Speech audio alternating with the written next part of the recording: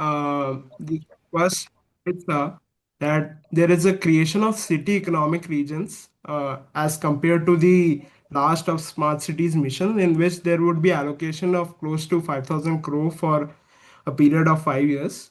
The local government grants, according to the 16th Finance Commission, are being now given on the performance basis to improve the service delivery, finance discipline, and also create a revenue mobilization for the local institutions. There is also a creation of municipal bonds to promote financial independence in them. And there is a lot of climate change issues nowadays in our cities, so there is an installation of carbon technologies in the urban centers for which close to 20,000 crores would be allocated, and urban planning would be shifted towards an integrated regional development for the peri-urban rural cities which are accordingly coming.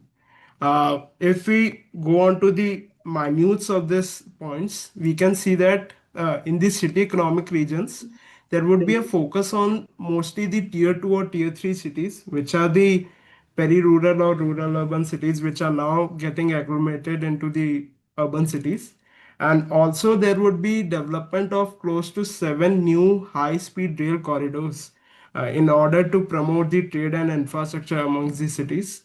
The government in the local governance institutions is now focusing on delivering the grants on the basis of the performance of the institutions, and also there would be creation of digital transformation in which there would be creation of a simplified tax compliance, which basically means that the facilities should be more easy for the people accordingly.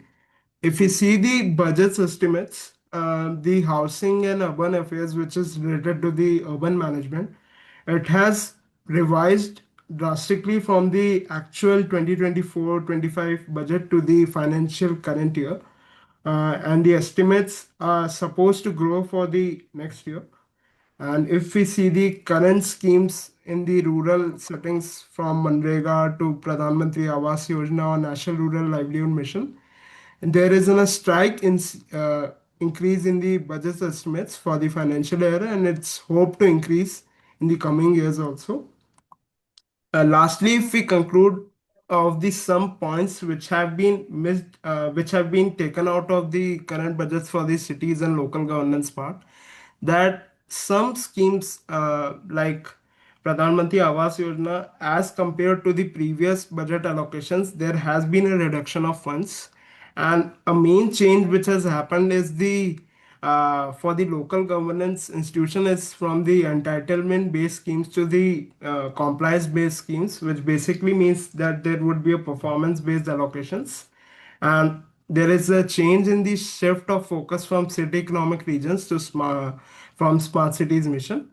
That's all which I would like to present. Thank you.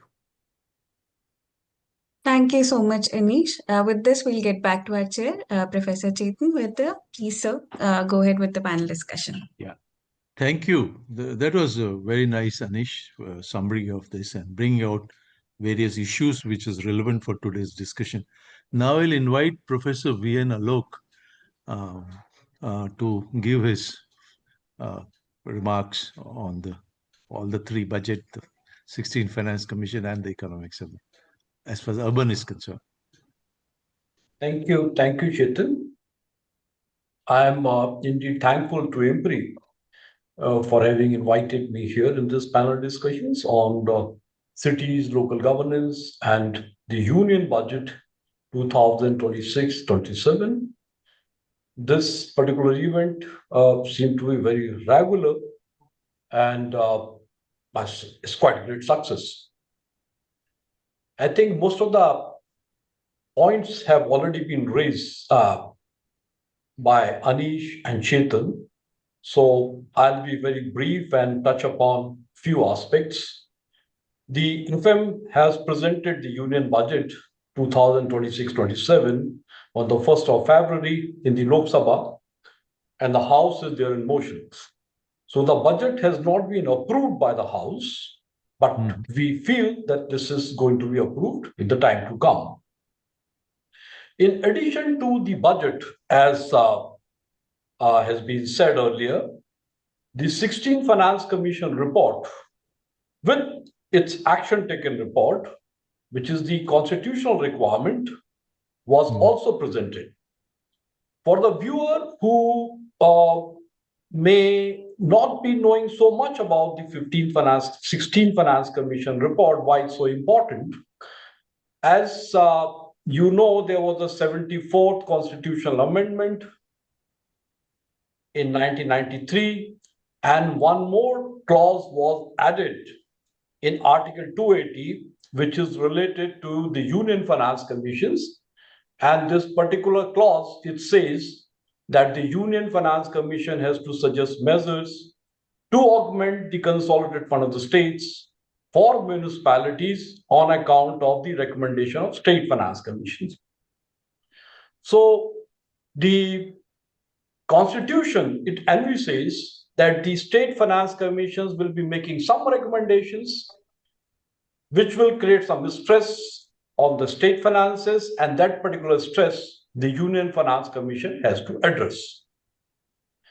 Over a period of time, 6, or in fact 7, including the 10th Finance Commission, they have made recommendations, but in the absence of the state finance commissions recommendations, because the related period, the recommendations were not available.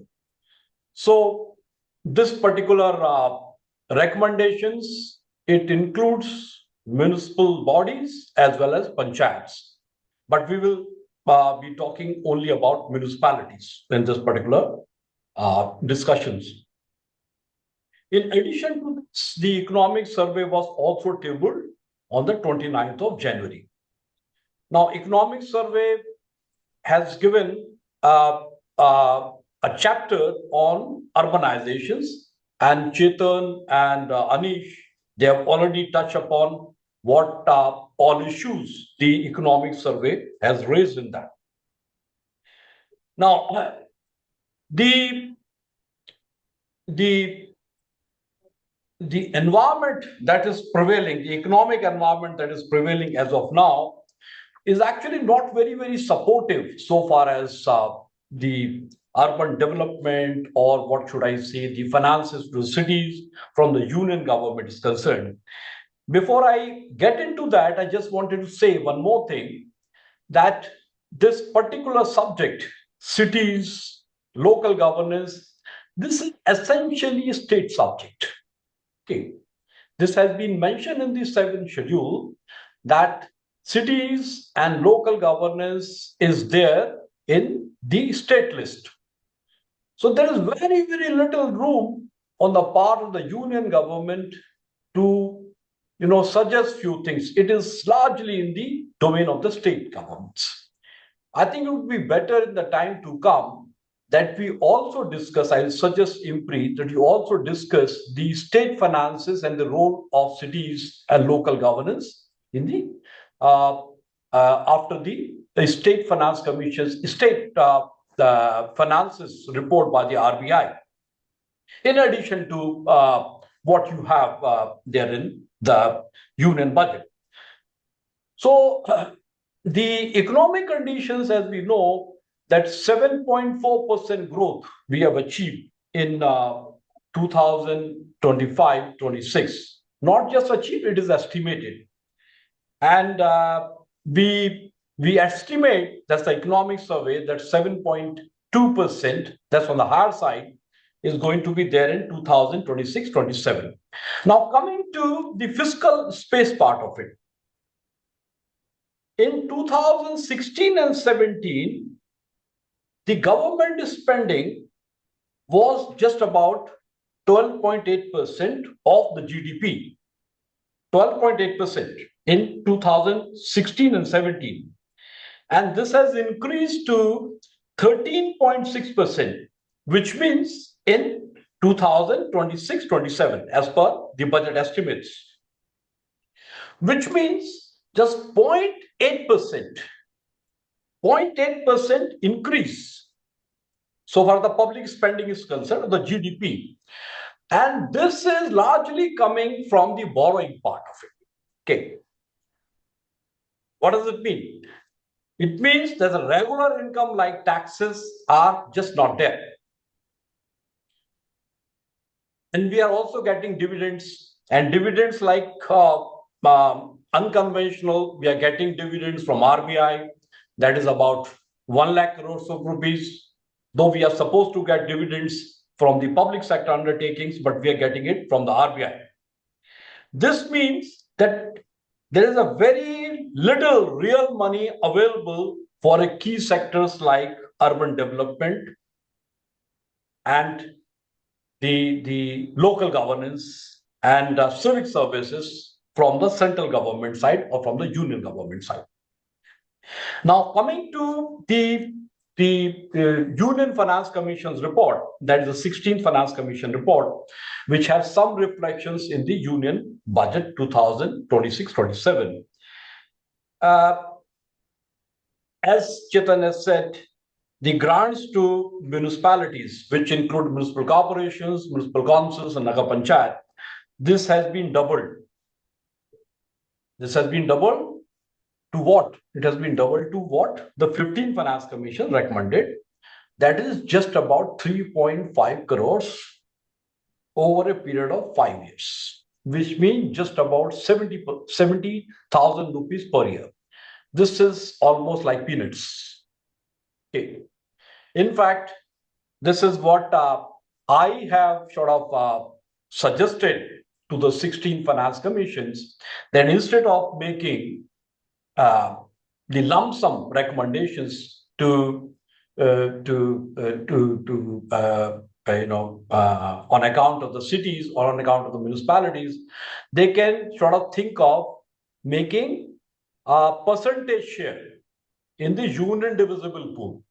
Because if you make the share in the union divisible pool, this will take care of the inflation part of it, and the cities or the municipalities will be in line of the multiple multi-order federal systems. But they have just recommended this. The good thing is that this time, the 16 finance commissions, they have increased the share of the municipalities in the total money that have been allocated for the local governments. So this time, this has been increased to 45% of the total amount that has been recommended there. One more thing, Ethan, I think I'll be then I'll be stopping here. You see, the 16th Finance Commission as well as the budget, okay, both these institutions are looking at the growth. Okay, the 16th Finance Commission, their idea is what are the growth centers? So they think that the people, those who are moving from the rural areas and they're coming to the smaller city areas, those are the growth centers, which means the area which is being governed by Nagar Panchayats. So the area under transitions are being considered as a growth centers. So they have allocated some money there. Similarly, the budget 2026-27 also talked about that. Rather than making more and more allocations on the verticals, that is the centrally sponsored schemes or the central sector schemes, they have trying to catch these cities through the capex. So the capex has increased considerably. So as we can see, the direction of this government is more towards growth, and they would like to develop the cities, they would like to develop the infrastructure through the debt routes or through the capital expenditures routes. I'll stop it here. Thank you very much. Thank you. Thank you so much. I think your suggestion of doing one webinar on State Finance Commission reports should be taken very seriously, and we should do. I will suggest this. State Finance Commissions, yeah, State Finance. No, State Finances. State Finances, okay, State Finances, all right. Yeah. And secondly, there was a mention of centrally sponsored schemes. And this is something also to be reviewed. I think, or if there is a suggestion that a committee should be set up to look at the central sponsored scheme. So that is something we need to look at a little more. focused on this. I'll now invite Professor Mahalaya Chatterjee from Calcutta University. Ma'am, you have to unmute.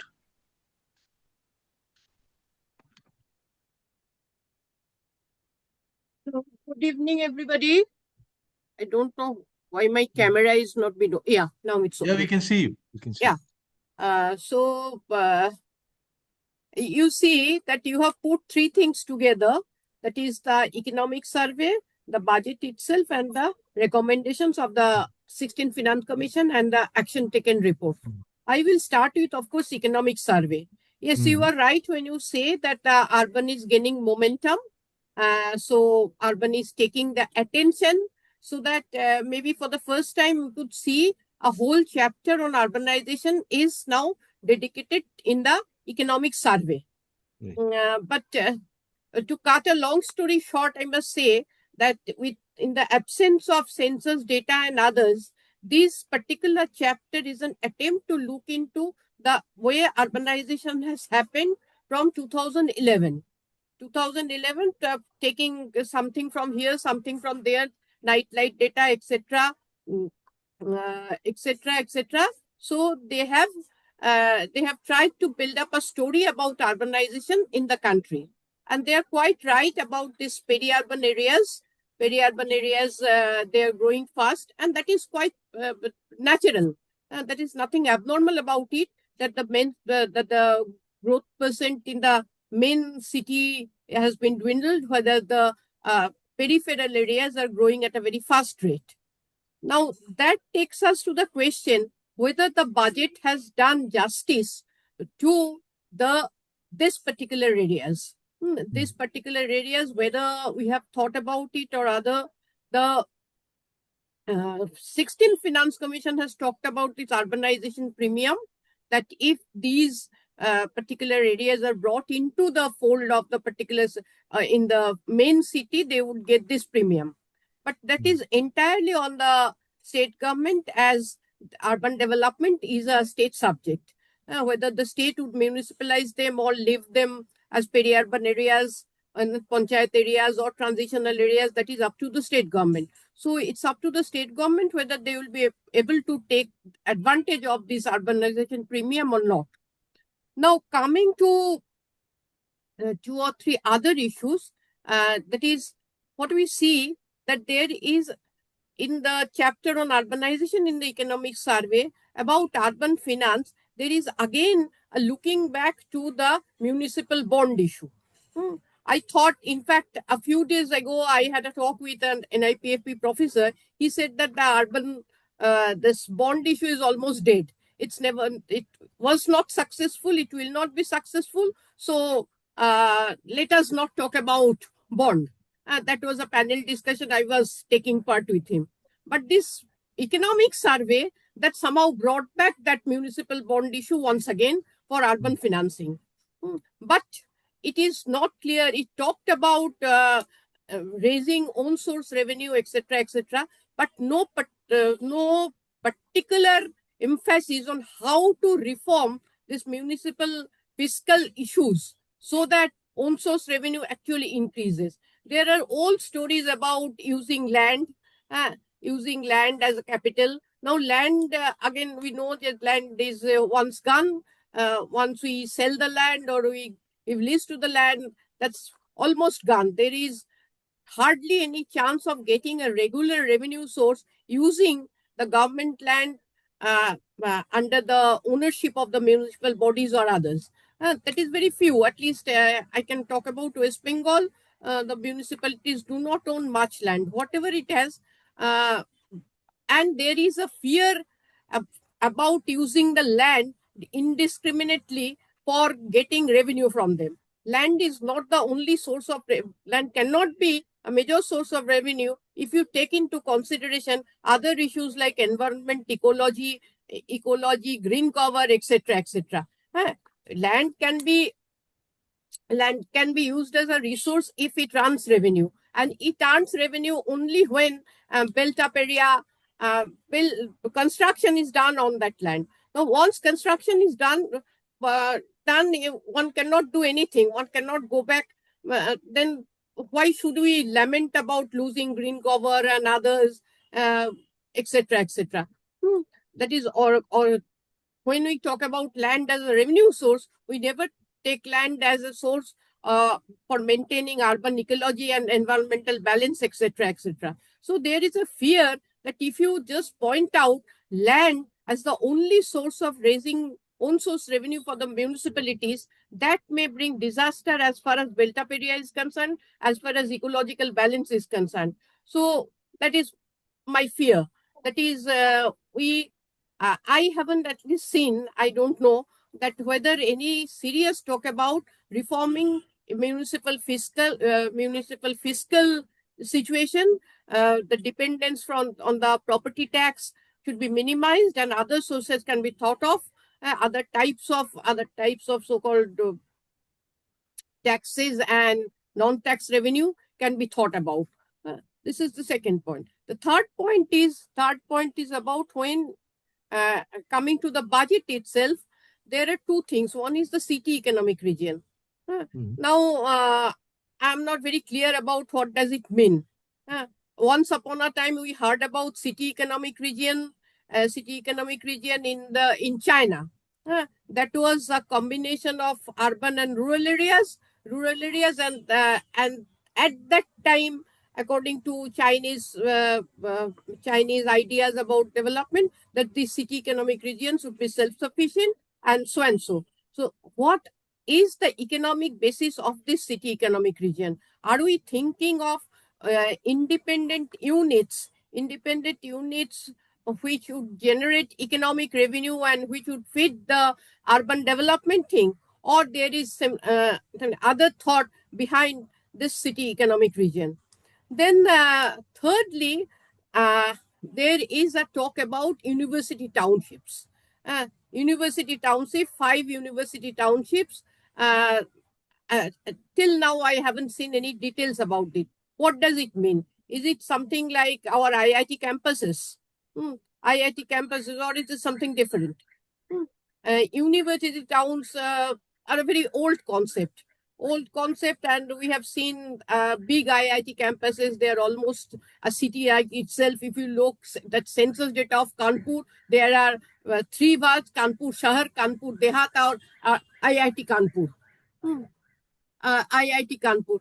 So what is the actual morphological setup of these university townships, and what will be their impact on urbanization and others?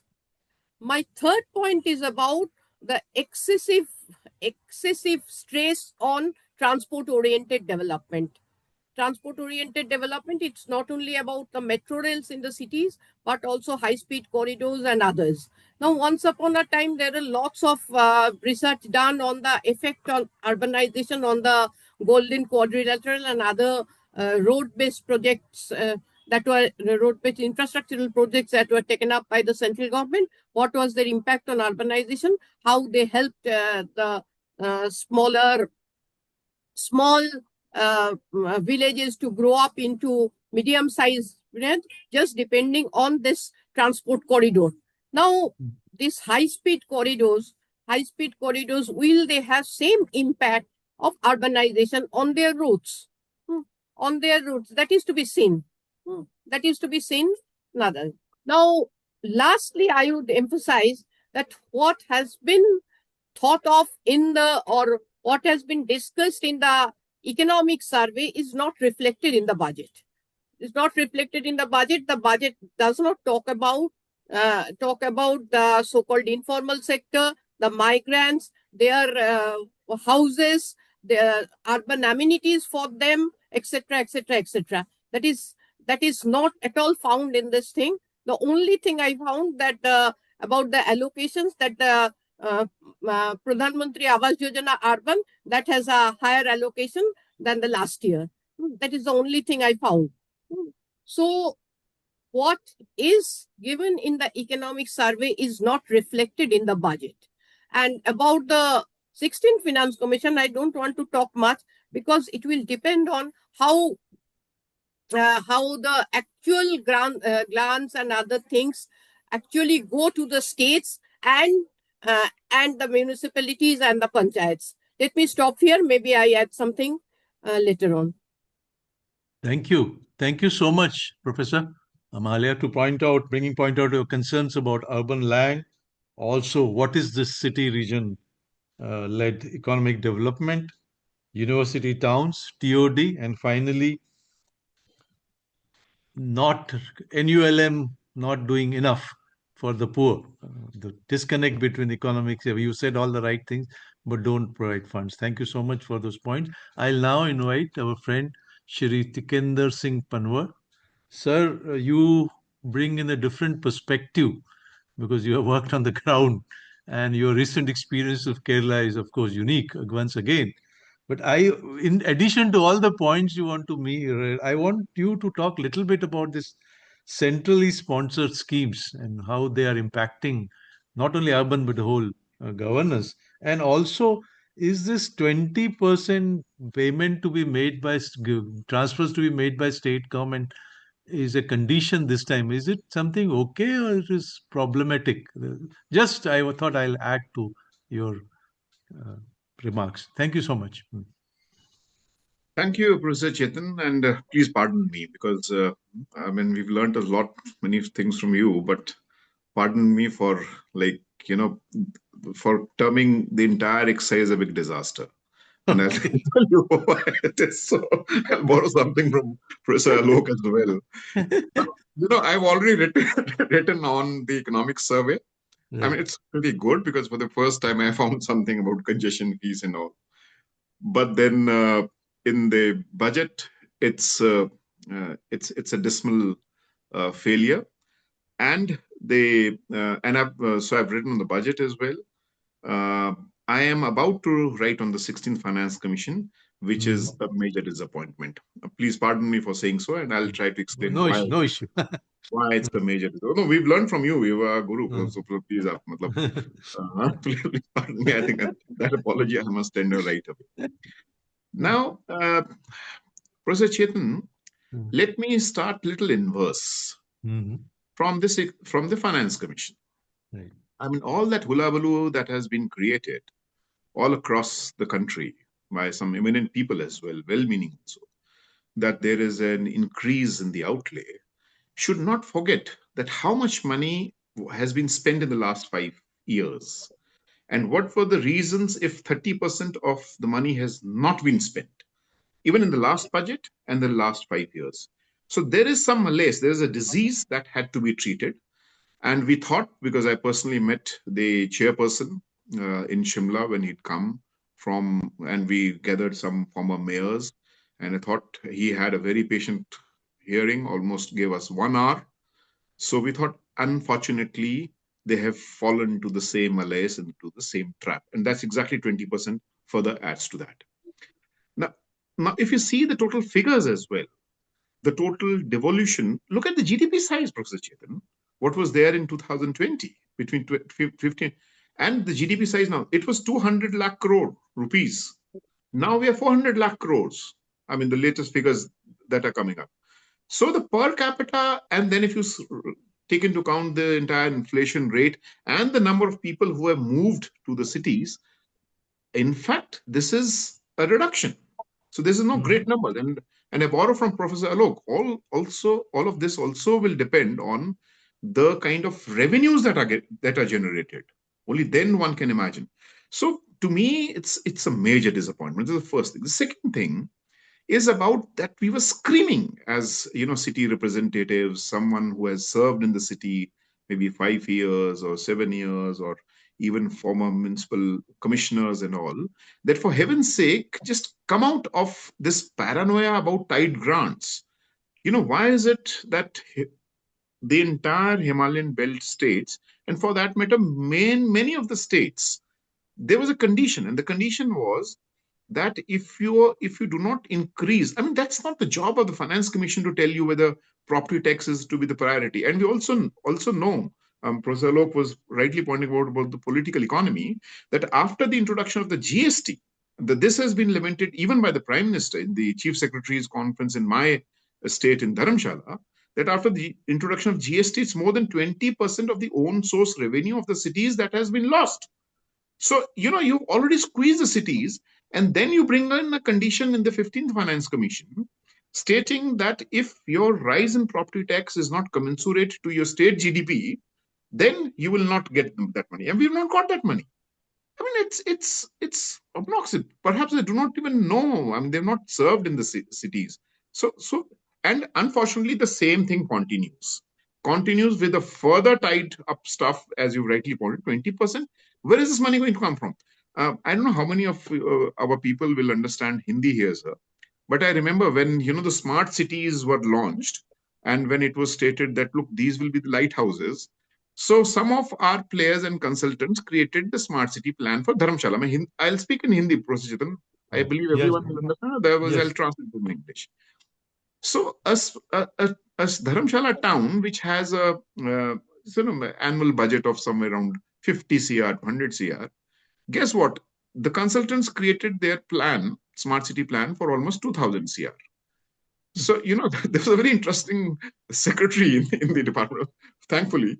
वो बोलता है हिंदी में, उस वक्त Rafale deal चल रही थी, कहता है जेब में आपके मूंगफली खाने के पैसे नहीं है और आप रफाल डील करने आ रहे हो.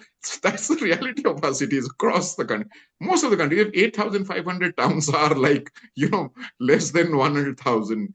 90% of them are unable to pay their salaries and wages, and you're expecting them to contribute. I don't know what the fuss is. I'm really disappointed. I'm definitely going to write to the, of course, the commission is gone, maybe to the government, and of course something on. But this is something not desired. If these are to be, the Viksit Bharat engines, so there should have been. In fact, we had asked for a complete untied grant. And imagine, all those things. So now let me come to the budget. I wouldn't go to the economic survey because economic survey is fairly enough. Of course, it was speaking about the migration issue. And my friend from IIM Ahmedabad, he says there's a great Indian migration that is taking place to the south. There's the third Indian great migration. We are not capturing that. So if that is happening, what is it that we are looking at? And as Professor Alok also rightly pointed out, that it's a state subject. So instead of enhancing that process, and one more point I think I should speak about the 16th Finance Commission, we were very particular, and we got this smell when this process was undergoing. This is also an attack on the federal structure. Now in Kerala Urban Commission, I'll tell you something very funny. The Panchayat said we don't want to become urban because we are fairly good. We do not want to be an urban agglomerate because then we lose they run the departments, health. I'm not sure about other states. Now, this is a kind of inducement to the states that, look, you transform from your Panchayati Raj, which rightly or wrongly is not my point here. The point is this is a federal structure where the provincial government should have taken a call. What actually the 16th Finance Commission should have actually stated very categorically that, look, do not go by rural or urban. These are local self-governments, and you can amalgamate these funds. That would have given a far better leverage to many of our provincial governments, because things are not taking place at the city level or at the village panchayat level. Because this is what we experienced in Kerala, where Swachh Bharat Mission, urban and rural couldn't be integrated for a simple stuff like, sewage management. So I think that leverage should have been there, unfortunately. Instead of that leverage, you are giving 10,000 CR for, I don't know, but to me, it's something that is not very desirable, and some of the federal states would not like to. Rightly or wrongly, I think. And then we also have the fourth tier in the northeastern states, where 90% of a city, for example, Shillong, is being run by your village headman because you have the Schedule 6. How do you, articulate this entire process of governance? I think these were my initial remarks. Now coming to the budget, I think I have already written, but Professor Mahalaya, correct me, there is a reduction even in the PMAY urban. And I'll tell you where, because I'm not going by the revised estimates. I'm going by the budgetary estimates of the previous year. So if you see, there's the three generic points that I want to make. The first one is that this sheer obsession for capital-intensive technologies, once again, metro comes to the fore. Professor Chetan, if I could just show you, I'm here in, Bhopal, and I've been watching this metro corridor. There's no metro running here. So I asked why there's no metro. They said there are no passengers. So now perhaps they are also contemplating that let's have birthday parties inside. I mean, what is it that is happening? Then the phenomenal, and 33% of the budget goes to metro. What is this? And once again, the same trend continues. So this is something that I think is to be really challenged. And if you see so there's already an 11% reduction. It was some 96,000 crores. And in the economic survey, and then I had also written, I said, at least make it 2 lakh crore rupees.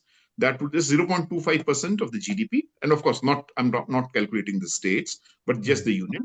So at least make it double. So 2 lakh crores, some desirable amount that could have easily been devolved. And also, because this is not the platform perhaps I should be speaking about, but look at the way how the entire taxation trajectory has happened in the last 5 years. Look at the percentage of GDP to the taxes and the percentage of GDP to the cess. Now, cess has gone to somewhere 2 lakh crore rupees. I mean, sorry, 2% of the GDP. Now, if it has gone from 1% of the GDP, if it has gone to 2% of the GDP, which means some 8 lakh crore rupees is being generated at the center, which is money of the cities and of the states, and which is not in the divisible pool. So what is this play all about? So in fact, that should have that was the legitimate money which the cities have lost. Perhaps we cannot, maybe we can just crib here, can do nothing about it, but at least that should be, for argument's sake, if 7-8 lakh crore rupees that is being generated from nowhere now to some, and that this should have been either with the states or the cities. Then likewise, if you see down below, some of the flagship programs, housing, PMAY, urban, correct me, Professor Mahalaya, because I have the figures, that this was 19,794 crore that was there earmarked. I mean, not in the revised estimate, but in the budgetary allocations previous year. Now it's 18,625 crore. So I don't think how much, and look at the kind of houses, Professor Chetan. I think it is high time when we should articulate, and this is what we're discussing in Bhopal, that for heaven's sake, you should know that the poor, if you're constructing these houses, have more children. The middle class, so you require larger space. 25 square meter is not the desired one. So we need to articulate all that stuff. Likewise, urban, Swachh Bharat Mission urban, there's a phenomenal reduction, almost 50%. I do not know why that is the reason. And Amrut. Now look at Amrut. If this is going to be the rejuvenation transition, because the 16th Finance Commission has also perhaps rightly pointed out that, I think two aspects, if I could correctly remember, they say that has to be the drainage within the city. That would be one of the important elements that one has to focus upon. Then Amrut has to play a pivotal role. Amrut previously was for 500 cities. Now Amrut is for, correct me if I'm wrong, for all these statutory towns. Leave the census towns away. And there is again a reduction of some 20%. So I find that what is the larger part? This shrinking commitment. So, and this budget doesn't talk about, what Professor Mahalaya was pointing out, the large-scale migration and the demographic churn that is happening, and also the rising urban employment and formalization, the climate shocks. And for heaven's sake, Professor Chetan, I mean, you've been my guru. For heaven's sake, let us not go for a higher FI. We just not for the higher FSI. We scathingly attacked the Kerala government for that in the Urban Commission. I mean, because already you are in the vulnerable hotspot. Most of our cities, we do not have we have not even mapped our cities from the hydrological and the geological things. So I believe it is, we should not. And then there is this scheme, I'm forgetting the name of the scheme, but this is something that I learned in Shillong, that if you have a higher FSI, then you are enabled to get more money from the center. Now, this is ridiculous, especially for the Himalayan towns, if that is the way how we are going to proceed further. So perhaps, and lastly, I think that's the point that I want to make. Professor Chetan, I believe the future doesn't lie in metros. Gone is the era, 70s, 80s, because of major reasons. But let me cite that overaccumulation of capital that has taken place. And, I do not know how many of even the middle class people will be able to buy a flat in Gurgaon if Trump's son sells the house, because he has 2 towers coming up in Gurgaon. And I think the house costs around 5 to 10 CR. But it's not that the money is, so he'll take an interview of yours, whether you are even fit to, buy a house in that tower or not. So look at the way these cities are emerging. To me, I think it is important that the target takes the small and the medium town, the tier 2 or the tier 3 cities, and of course that definition also needs to be clarified, is where the future lies, but the future doesn't mean that it's a very healthy future. They also speak about phenomenal precarity that exists, precarity in housing, precarity in civic amenities and all. Unfortunately, we do not find sense, or we don't find the lens to visit those spaces. So perhaps it is too beyond the space or scope of the 16th Finance Commission, or even the Union Budget, as Professor Alok was pointing out, being the state subject. But I think it is high time that we speak in that language of the peripheries, which we are not. Now imagine if you have a Bangalore city being governed by the chief minister. The chief minister has usurped, the new thing that is happening. Yeah, GB. So perhaps we should keep the metros apart. Let the metros survive or decay, whatever that is going to happen. It is high time that we should talk about the more precarity that exists in the countries. Thank you. I think that. Thank you. I think you made some very important points which needs to be discussed at the national level. Now I'll invite Tathagata Chatterjee from Bhubaneswar, XLRI University. Thank you, IMPRI, and thank you, Chetan sir, for the opportunity of talking here. Now, there are definitely three very interesting documents that has come up very quickly. The 16th FC report, the budget, and the economic survey. And what I see that, echoing the other speakers to some extent, I see there is some amount of a disconnect between what is there in the economic survey and what is the concerns being articulated in the economic survey and what has actually been given funds under the budget. There is a major disconnect because the economic survey raised certain very important issue about what is urban. We know that in India, the definition of urban remains one of the most conservative in the world.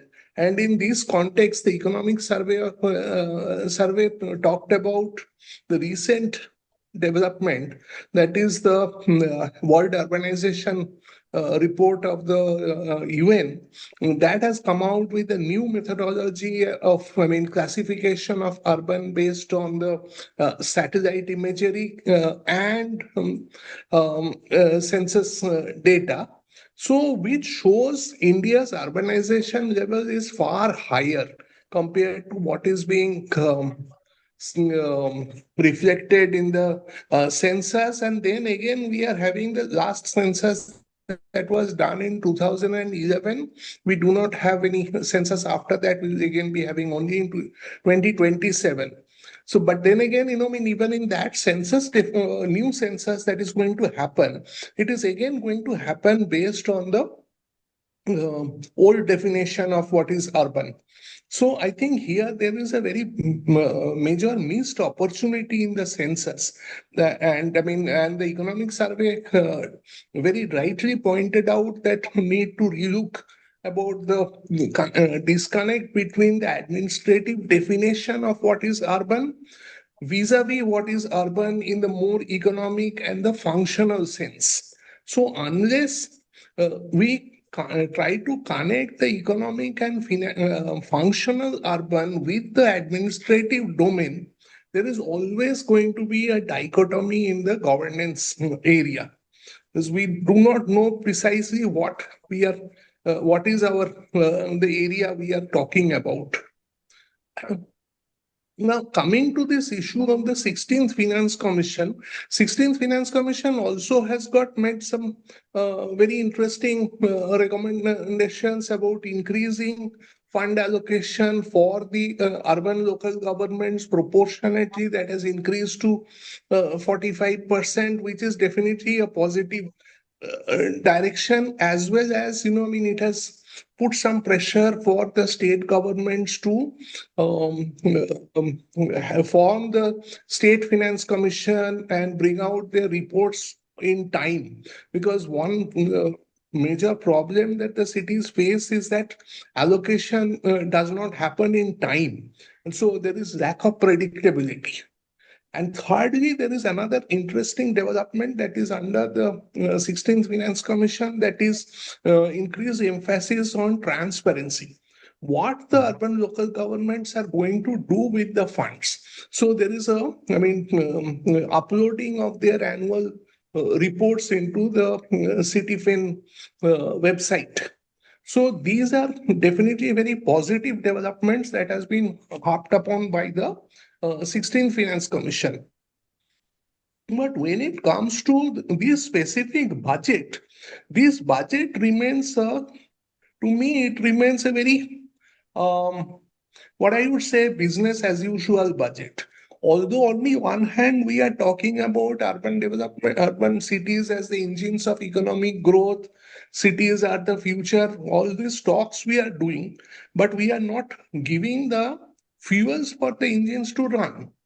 So, as Tikender ji has written and also he has talked about, there is contraction in practically all the programs, whether it is Amrut, whether it is Swachh Bharat Mission, whether it is PMAY Urban, all the programs has cut, cost has been cut. And interestingly, the two areas where the allocation has increased, one is that PM Swanidhi scheme, where there had been some increase. The second, NUL, National Urban Livelihood Mission, which did not receive any funds for the last few years. Suddenly, last year in the revised budget, it had an allocation, and this time about 200 crore, and again this has this time gone up in the budget to 500 crore. So this, in a way, is an implicit recognition by the government about the precarity of the urban poor, about the large numbers of poor in the urban areas.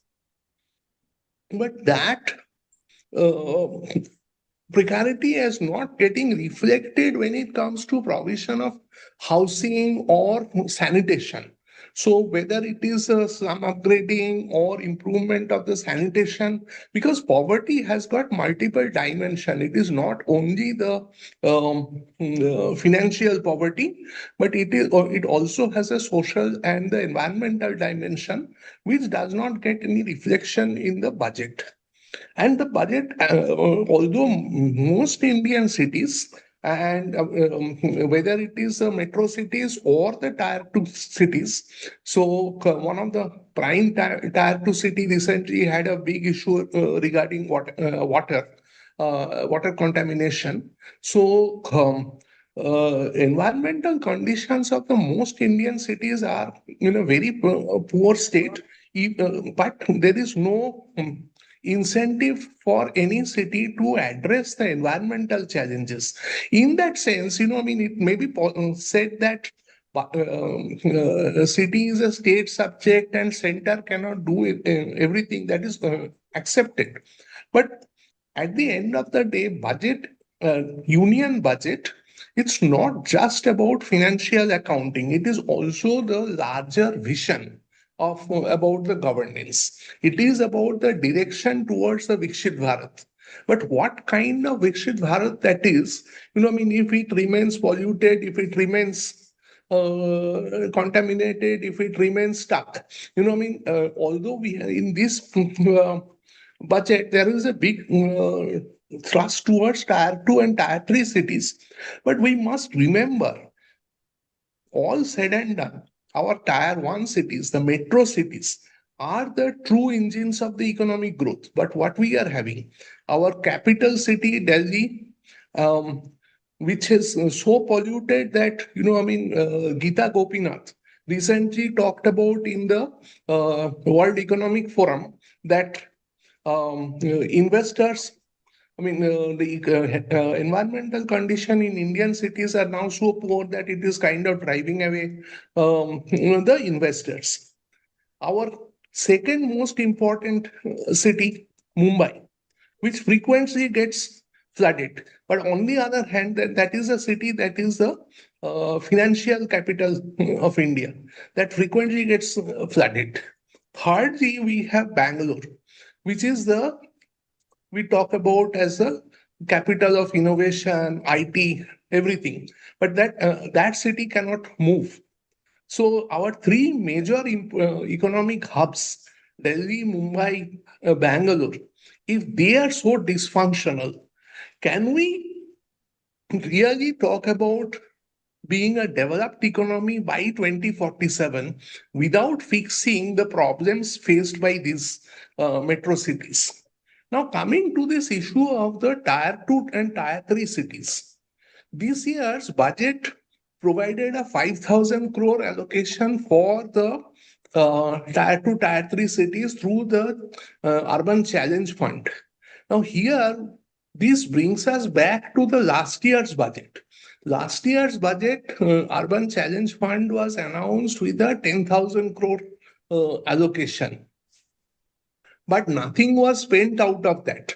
Now, if you look at this year's allocation for the Ministry of Housing and Urban Affairs budget, I do not see anything special allocated for the tier 2, tier 3 cities. So it may be, this is the same, and whereas that Urban Challenge Fund, the same amount have been reallocated again for the Urban Challenge Fund. So it may be that, that 10,000 crore that was allocated last year can be assumed, and it is my question also to others. What are your views? Do you see that, this is the fund that is going to be used now with a priority towards the tier 2 and the tier 3 cities? So this is a question I have. Secondly, I have another question that in the budget, it was announced about 7 high-speed corridors, rail corridors, which is a very interesting move, definitely, for a country like India, where distances are, which is a high-density population, and distances are not very high between cities.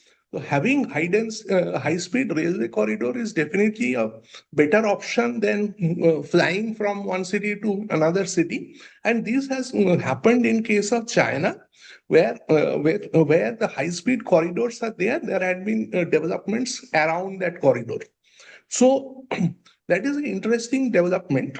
But what are the rationale behind the choice of the cities?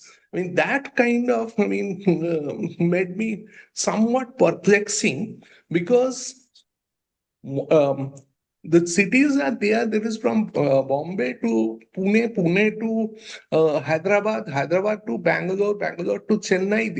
These are connections between metro cities. That is understandable.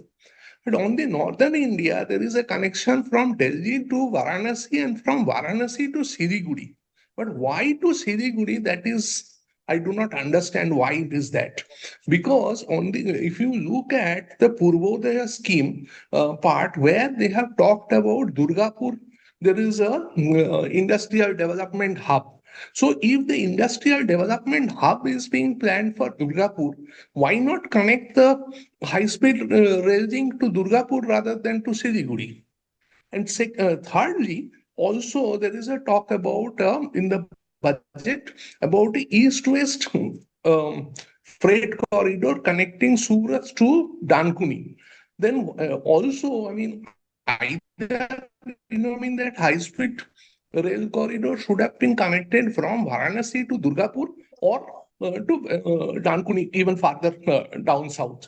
That would have been much more sense. But why Siliguri? And what is the rationale behind choice of these high-speed corridors? I think these needs to be discussed. I will stop at this moment and like to get your views on this. Thank you so much, Tathagata, for raising those issues, particularly on the high-speed things. I will now open it for discussions. Do we have questions which we can? How do you have questions in your chat box, Priyanka? So there's just one. Okay, okay. There are two actually. The Mm. first one is, I think, for Professor Chatterjee, great point on Census 11, how they are deciding allocation of resources for urban development, as we do not have the exact idea of urban population in the country. And the second question is, what about urban version of Manrega, especially urban unemployment, especially in recent context? Any mention in budget or economic survey? Tathagata, can you take the first question? Yeah. Yes, definitely I accept, I mean, with the issue raised that when the census data is not available, we are basing our allocation, we are thinking about which city is tier 1, which city is tier 2, based on old data. But if we overlay our census information with that of the UN data, it is quite interesting. I mean, their observations are quite different because if in India, we would traditionally think that Delhi is the number one urban agglomeration, followed by Mumbai. But if we go by the UN record, and about which I have recently written an article. Actually, it is Calcutta that is the second largest urban agglomeration, followed by Mumbai. Mumbai, on the other hand, is the most dense in terms of density, but in terms of the size, and Hyderabad is not yet a mega city in the 10 million population. The order of the cities is very different because, I mean, also worldwide, it is not just in India. Worldwide, there used to be a thinking that Tokyo is the largest urban agglomeration in the world. But according to the most recent data, it is Jakarta. Jakarta, with 42 million population, is now the largest urban agglomeration in the world, followed by Dhaka. Dhaka has got about, I think, 39 million. And Delhi, then comes Tokyo. And Delhi is the largest one from India. And the second, there are two Indian cities in the top 10, then the second one is Calcutta. So I think, I mean, there is, unless we have the data updated, the basis of entire database governance goes for a toss when the data itself is not correct. Now, coming to this issue about allocations I think for the time. Tathagata, we are the running out second of time. question, Second the question, I second will hand question. it over to, if it is okay, Okay. Tikender साहब, आप हैं? Tikender साहब, Tikender Singh, he's there. Yes, Yeah. sir, I'm there, but I'm Sir is traveling. there. Question Okay, क्या था, okay. sir? अब क्या question ये question है है, sir? साहब कि ये अर्बन इंश्योर्ड एम्प्लॉयमेंट स्कीम, इसके बारे में कुछ कहना चाहेंगे? Budget has not mention anything. Alternative migration, जब बजट ने कुछ मेंशन ही नहीं किया, क्या तो बोलना है उसका सर? क्या बोलेंगे? ठीक. हाँ, but point is that this is a very valid argument that we have been propounding since the last couple of years, maybe perhaps if not decades, and there is already a private members bill in the parliament pending. Okay. That has not even been responded to. But and the whole orientation of green jobs, the whole question of creating assets in the cities could have been very magnificently dealt if we could articulate and have gone ahead with the urban employment for sure, 100%. Right. Thank you, sir. Thank you. Now I think I will open it for panel's reaction if there are no other questions, Priyanka. Yes, sir. No other questions. Very, very short response. I'll start with Professor V N Alok. Yes, Chetan, just wanted to react what has been said about Shillong. Right. There is a 125th bill which include autonomous district councils. Okay. this has not been discussed in the parliament. So that is point number one. So you have to include autonomous district councils, which is there in the hilly areas, about 10 of them. They are neither panchayat nor municipality, okay, nor even district, nor even the states. Okay, so that's one. Second, the census is going to be from 1st of April 2026, right? So we will have some pucka figures, then only we'll come to know what kind of urbanization, because there is a Ministry of Home Affairs circular to all states, that's an administrative issues, that you cannot really change your boundaries before the census operations take place. Okay. So I think what we all are doing it, this is what I even send it to the 16 finance commissions, that whatever recommendation you make, this is just an interact.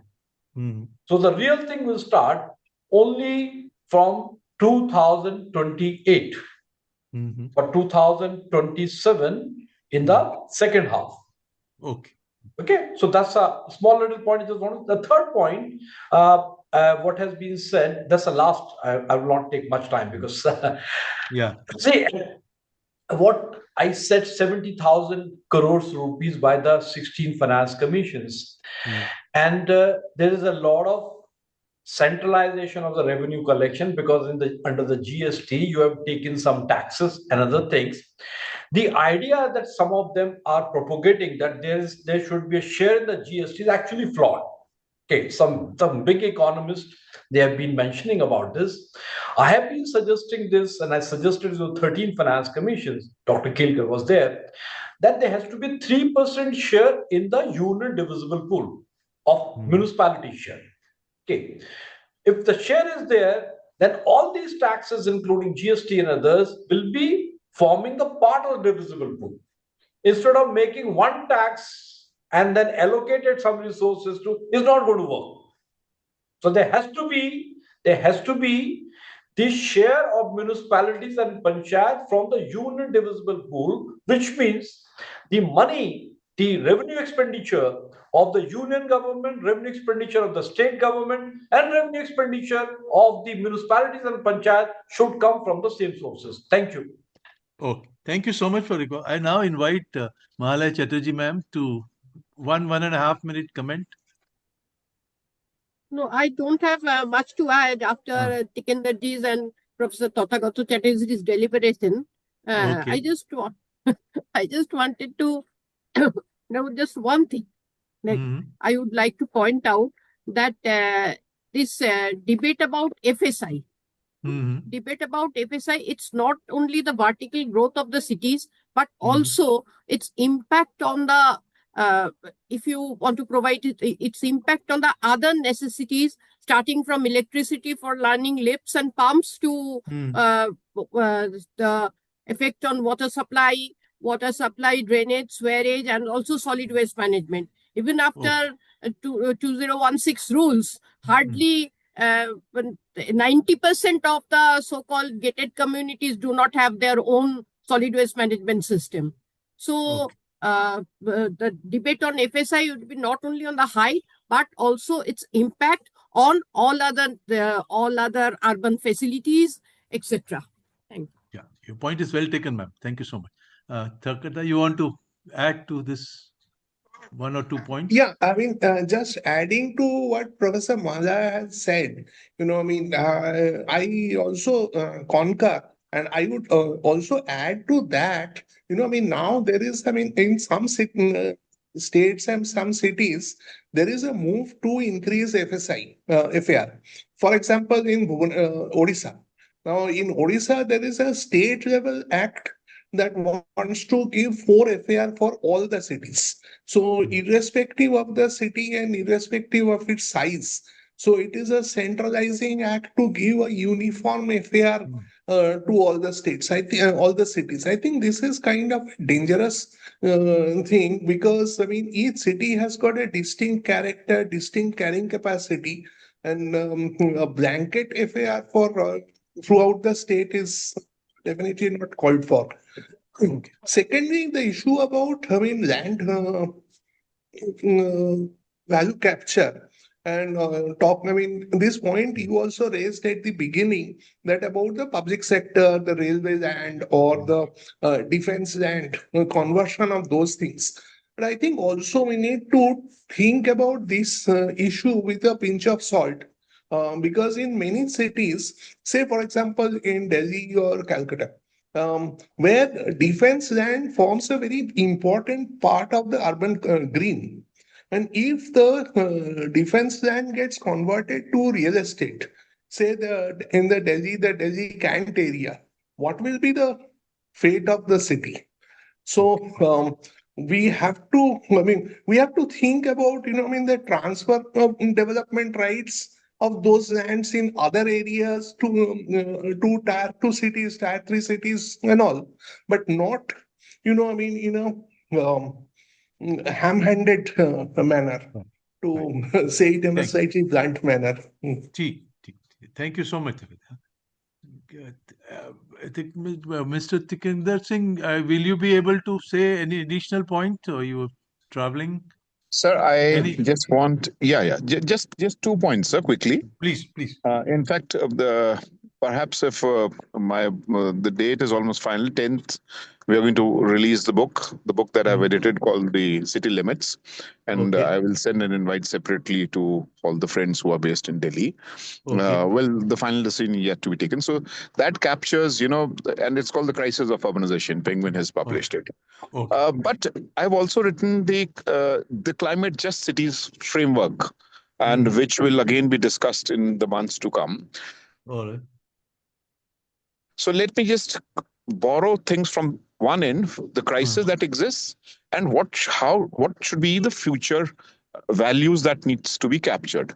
To me, I think climate is going to be a pivotal role, and something linked to green, where empowering the cities for enabling them to move beyond what Professor Alok was also saying, maybe meta level, how the devolution of text has to take place, but something beyond the GST is something that needs to be articulated. For example, green fees or something like that, because it is high time that the cities also get that chance.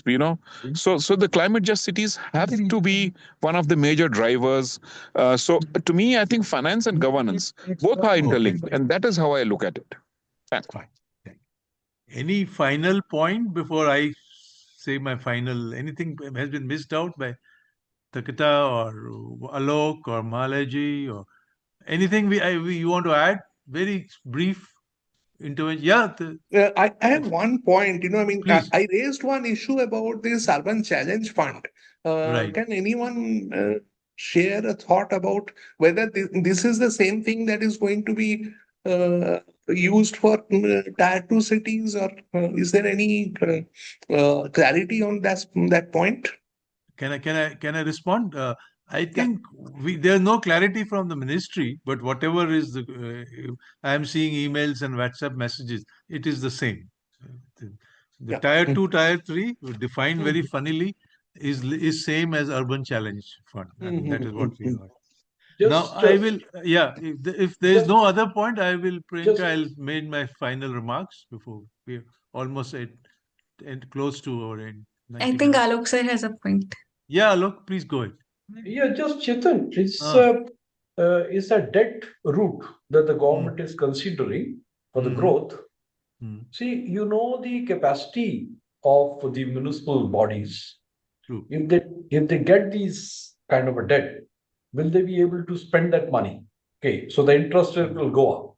Okay, so I think one need to enhance the capacity and accounts and other things. So then only this kind of instrument can be thought of. Yeah, that's the point. Thank you. Yeah, that point is well taken. I will try to bring. I can summarize now. Yes, sir. Yes. I think it was a wonderful discussion, and we had disagreements, and which is very positive about any panel discussion. We don't all have to agree on what is thinking about it. I will just try to make 6 or 7 quick points.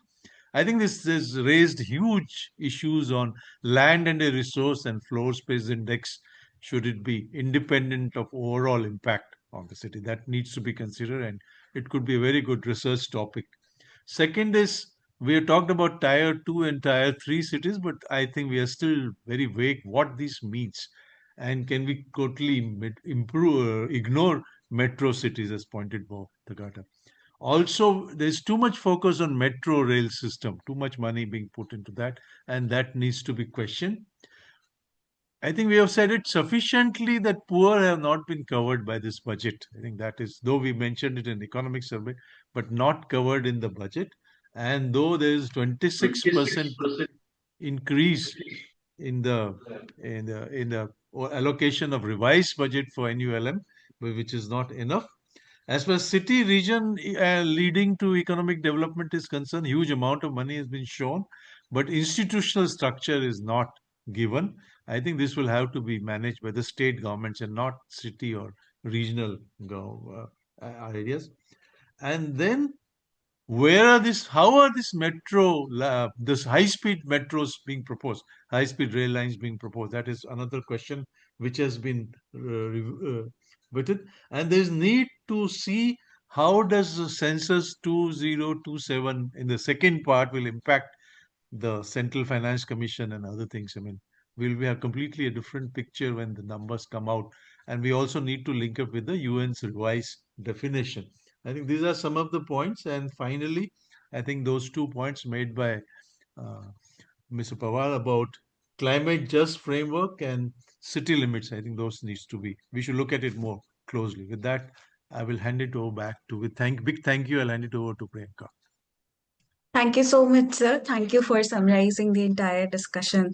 Now, with your permission, I'd like to proceed to the formal vote of thanks. As we conclude this panel discussion on cities, local governance, and union budget 2026-27, on behalf of IMPRI, Center for Habitat, Urban and Regional Studies, New Delhi, I extend my heartfelt gratitude. Our deepest thanks to our chair and esteemed panelists for their insightful and thought-provoking addresses. Your expertise and perspectives have greatly enriched today's discussion and provided us with valuable takeaways on this critical topic. We deeply appreciate your time and contributions. We also thank all participants who joined us live, raised pertinent questions, and contributed to today's dialogue. For those watching later on our YouTube channel, listening to the podcast, or reading our publications, we deeply value your engagement and interest. We look forward to your participation in tomorrow's budget discussions on population health and the Union Budget 26-27 and Defense Foreign Policy and the Union Budget 26-27. We hope you will continue to join us for the future IMPRI Web Policy Talk and Web Policy Learning programs. Wishing you all a wonderful evening. Thank you. Thank you so much. Thank you, everyone. Thank you, everyone. Thank you.